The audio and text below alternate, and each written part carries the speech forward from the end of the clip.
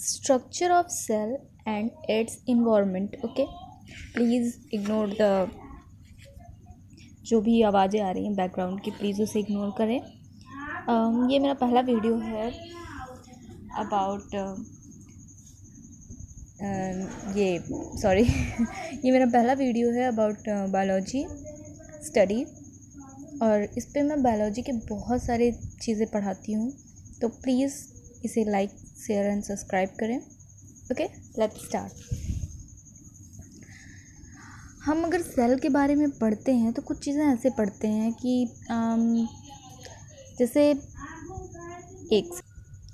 हम सेल के बारे में जब पढ़ते हैं तो हम पढ़ते हैं सेल दो प्रकार के होते हैं. ठीक है, एक प्रोकैरियोटिक सेल होता है, मतलब कि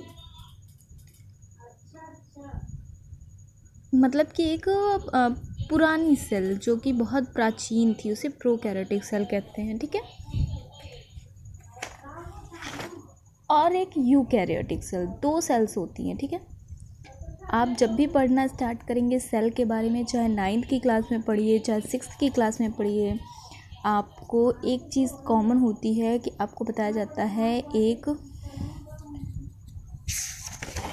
प्रोकैरियोटिक सेल और एक यूकैरियोटिक सेल. ठीक है, दो सेल्स होती हैं, उसके बाद कई प्रकार की सेल्स होती हैं, बट एक बेसिक चीज़ ये मतलब कई प्रकार से की सेल्स यूकैरियोटिक्स में आती हैं, बट प्रोकैरियोटिक में अलग तरीके से होती हैं. ठीक है,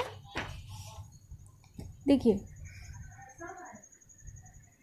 ये भी यूकैरियोटिक ही है, ये यूकैरियोटिक प्लांट सेल है. ठीक है, आप इस देख रहे हैं, ये यूकैरियोटिक प्लांट सेल है, बट प्रोकैरियोटिक सेल मतलब बहुत प्राचीन सेल. आप यहाँ पे जैसे पढ़ सकते हैं, यहाँ लिखा हुआ है, ऐसी कोशिकाएं जिनमें सत्य केंद्रक कला सहित नहीं पाया जाता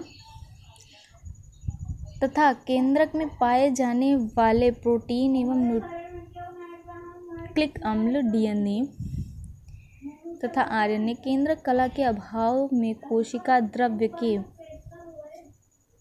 संपर्क में रहते हैं, प्रोकैरियोटिक कोशिकाएं कहलाती हैं.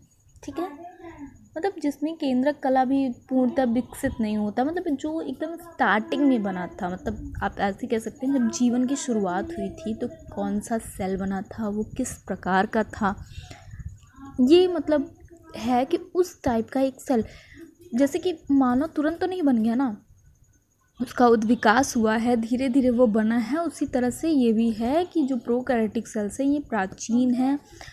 देखिए यहाँ पे क्या लिखा है, प्रिमेटिव मतलब आद्य. ठीक है, प्रो मतलब हो गया आपके, प्रो से हो गया प्रिमेटिव मतलब आद्य, और कैरियन ठीक है मतलब हो गया न्यूक्लियस, जो कि मतलब पूर्ण विकसित न्यूक्लियस जिस सेल में नहीं होता है उसे प्रोकैरियोटिक कहते हैं. इसकी डीएनए जब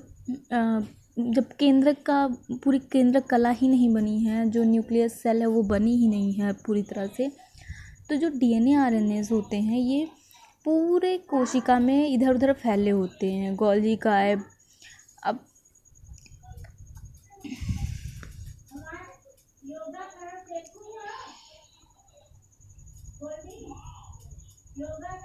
केंद्रक कला के अभाव में कोशिका द्रव्य के संपर्क में रहते हैं, प्रोकैरियोटिक कोशिकाएं कहलाती. इनमें एक बड़ा डीएनए अणु होता है जिसमें हिस्टोप्रोटीन नहीं होता. इनमें राइबोसोम 70 प्रकार के होते हैं. इन कोशिकाओं में अनेक कोशांग जैसे केंद्रक, गोल्गी काय, माइटोकॉन्ड्रिया, अंतःपद्य आदि नहीं होते. प्रोकैरियोटिक कोशिकाओं में सूत्री विभाजन के लिए घटकों का अभाव होता है. मतलब अगर सूत्री विभाजन होना है तो हमारे पास सेंट्रोसोम्स होने चाहिए, बट इसमें सेंट्रोसोम नहीं है. ठीक है, ये बड़ी बात है. जब सेंट्रोसोम ही नहीं है तो चीज़ें होने में मुश्किल तो होंगी ही. ठीक है, मतलब सेंट्रोसोम्स के द्वारा ही तो हम सूत्री विभाजन करते हैं. वैसे सारे विभाजन में सेंट्रोसोम्स का बहुत बड़ा हाथ होता है, बट ये सेंट्रोसोम्स किस में होते हैं, सेंट्रोसोम्स सिर्फ आपके जंतु में होते हैं, पौधों में सेंट्रोसोम्स नहीं पाए जाते. ठीक है, अगर मैं कुछ गलत पढ़ा रही हूँ या कुछ गड़बड़ हो रही हो तो ज़रूर बताएं, क्योंकि ये मेरा पहला वीडियो है और मैं थोड़ी सी घबराई हुई हूँ। हो सकता है चीज़ें इन्फॉर्मेशन कुछ गड़बड़ हो रही होंगी, तो अगर कुछ गड़बड़ होती हो तो आप कमेंट करके ज़रूर बताएं। मैं थोड़ा सा नर्वस हो रही हूँ। ओके।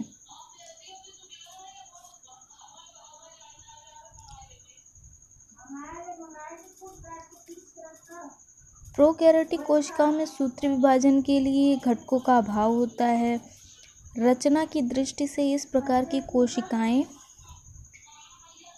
आदिम मानी गई हैं। आदिम मतलब मैंने पहले ही बताया ना, आदिम मतलब एकदम पुरानी। हम बोलते हैं ना, अरे बड़े आदम, बाबा आदम के ज़माने के हो क्या, तो आदिम मतलब बहुत प्राचीन जो चीज़ होगी उसको कहें। जैसे जीवाणुओं की कोशिका तथा नीले हरे शैवालों की कोशिकाएं प्रोकैरियोटिक कोशिकाओं के उदाहरण है, क्योंकि ये काफ़ी पुराने प्रजाति हैं, मतलब ये कम विकसित हैं, उतनी लेवल से ये विकसित नहीं है।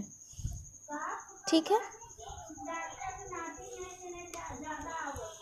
अब मैंने इसके सेल की रचना कर रखी है, सॉरी इस साइड पे है।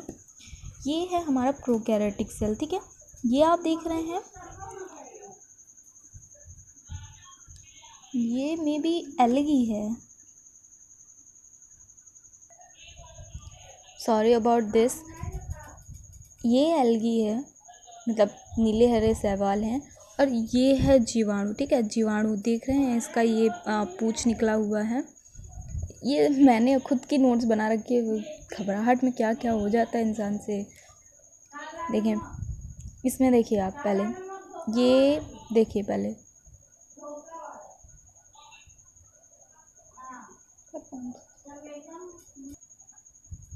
देखिए इसमें जो आप देख रहे हैं ये डीएनए, देखिए इस तरीके से एक बड़ा अणु होता है डीएनए का, और ये किस तरीके से बिना केंद्रक के घूम रहा है, ठीक है। इसमें कोई केंद्रक कोशिका वगैरह कुछ नहीं है, पूरा ये राइबोसोम्स हैं और हर जगह पे हर चीज़ ऐसे फैली हुई है, ठीक है। इसमें सेल मेम्ब्रेन ये है, प्लाज्मा मेम्ब्रेन ये है, सारी चीज़ें ऐसे फैली हुई हैं, ठीक है। और सेम कंडीशन इसमें भी है, आपको मैं थोड़ा जूम करके दिखाती हूँ। सेम कंडीशन इसमें भी है। डीएनए का एक अणु, जो मेन चीज़ ये होता है कि इसमें केंद्रक नहीं होता, मतलब होता है लेकिन वो उसमें केंद्रक कला नहीं होती, वो पूरी तरह से विकसित नहीं होता है। डीएनए का एक अणु होता है। तो आप इस चीज़ से हमेशा याद रख सकते हैं कि प्रोकैरियोटिक के बारे में हम सबसे बेस्ट चीज़ ये याद रख सकते हैं कि वो आदिम मतलब बाबा आदम के ज़माने, मतलब बाबा आदम याद कर लिया तो हम प्रोकैरियोटिक के बारे में बहुत कुछ याद कर सकते हैं कि हाँ प्रोकैरियोटिक क्या है। मतलब हमको अगर एग्ज़ाम में आ गया तो हम कुछ ना कुछ तो उसके बारे में लिख ही सकते हैं कि वो प्राचीन है। अब प्राचीन से हमें ये पता है कि जो वायरसेस होते हैं, जो जीवाणु होते हैं, सॉरी वायरस तो नहीं होता क्योंकि वायरस का दूसरा स्ट्रेन होता है, दूसरी तरह के उसके सेल्स होते हैं, वो अलग है। जीवाणु जो होते हैं, जो बैक्टीरियाज होते हैं, ये बहुत पुराने होते हैं, मतलब ये हमेशा सुप्त अवस्था में होते हैं, मतलब कितने कई हज़ार सालों से ये सुप्त अवस्था में होते हैं, एक अनुकूल परिस्थिति की तलाश में होते हैं कि कब उनके लिए एक बेस्ट मतलब समय आए, टाइम आए जब वो अपने आप को बड़ा करें, फैलाएं, और उनसे कई तरह के रोग भी फैलते हैं। तो जब ये इस तरीके से जब प्राचीन कई हज़ारों साल से सुप्त पड़े हैं तो ये प्राचीन है। प्राचीन जो होते हैं वो आदिम होते हैं, और आदिम को हम बाबा आदम कह सकते हैं। तो like Baba Adam, it's like हम याद करने के लिए कोई एक वर्ड यूज़ कर सकते हैं। तो प्रोकैरियोटिक के लिए हम सीधा सीधा यूज़ कर सकते हैं कि अगर आपको 5 पॉइंट कहीं लिख लिए प्रोकैरियोटिक के लिए, तो आप 5 पॉइंट ये लिख सकते हैं कि पहली चीज़ तो ये सबसे प्राचीन होते हैं, सबसे नहीं प्राचीन होते हैं, प्राचीन माने जाते हैं, क्योंकि उसके नाम में ही आप तुरंत ये एक पॉइंट डाल सकते हैं। हमेशा नाम को देखिए, नाम डिस्क्राइब कहाँ से हुआ है ये हमेशा बायोलॉजी में बहुत इम्पॉर्टेंट होता है याद करना और उसको समझना, क्योंकि जब नाम से हम समझ जाते हैं ना, नाम के पॉइंट को लिख देते हैं, तो एक बार एग्जामिनर के दिमाग में हिट होता है कि हाँ ये नाम, मतलब नाम, इसको जब नाम के बारे में इतना अच्छे से पता है तो इस इंसान को चीज़ें बहुत अच्छे से पता होंगी। अगर आपको कहीं 5 पॉइंट लिखने हैं, आप सबसे पहला पॉइंट तो यही लिख सकते हैं कि प्रोकैरियोटिक में प्रो मतलब प्रीमेटिव आद, और कैरॉन मतलब न्यूक्लियस। तो ये सबसे बेस्ट हो गया, एक पॉइंट ये हो गया। और दूसरा पॉइंट आप लिख सकते हैं, सीधी सीधी बात है, डीएनए के एक अणु होते, सबसे जो मेन क्वालिटी इसकी यही तो है कि इसमें एक डीएनए का एक अणु होता है जो ऐसे ही इकट्ठा होता है, केंद्रक के बाहर होता है, साइटोप्लाज्म में होता है, पूरी जगह फैला होता है, सॉरी पूरी जगह पे फैली हुई चीज़ें होती हैं। और इसमें गोल्जी काय माइटोकॉन्ड्रिया, अंतःपदवीय जालिका आदि नहीं होते। इट्स सो कॉमन, हम एकदम से लिख सकते हैं कि होते ही नहीं, मतलब जो चीज़ नहीं होता उसको तो और जल्दी याद किया जा सकता है। ठीक है, ये याद कर लिया। एक पॉइंट आपका ये हो गया नाम, एक पॉइंट हो गया कि इसमें केंद्रक कला नहीं पाई जाती है। तीसरा पॉइंट आप लिख सकते हैं कि इसमें किसी तरह का मतलब जैसे केंद्रक और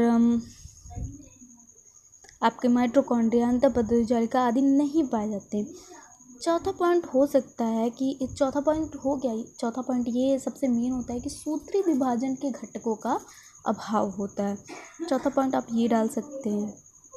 और पांचवा पॉइंट के लिए आप सीधे सीधे डाल सकते हैं हरे नीले शैवाल और बैक्टीरियाज में पाया जाता है।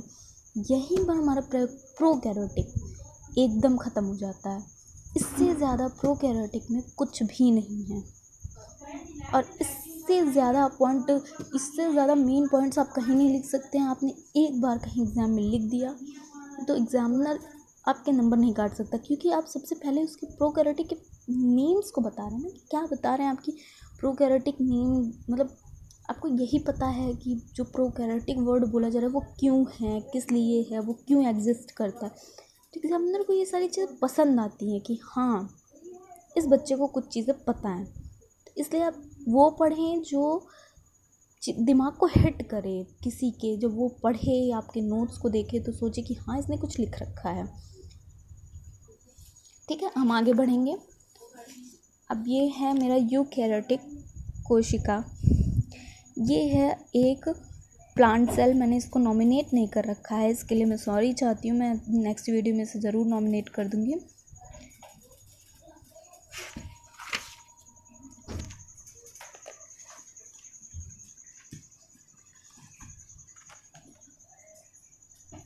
यूकैरियोटिक कोशिका को कहते हैं वास्तविक कोशिका। जैसे यू से मतलब होता है ट्रू और कैरियन से मतलब होता है न्यूक्लियस।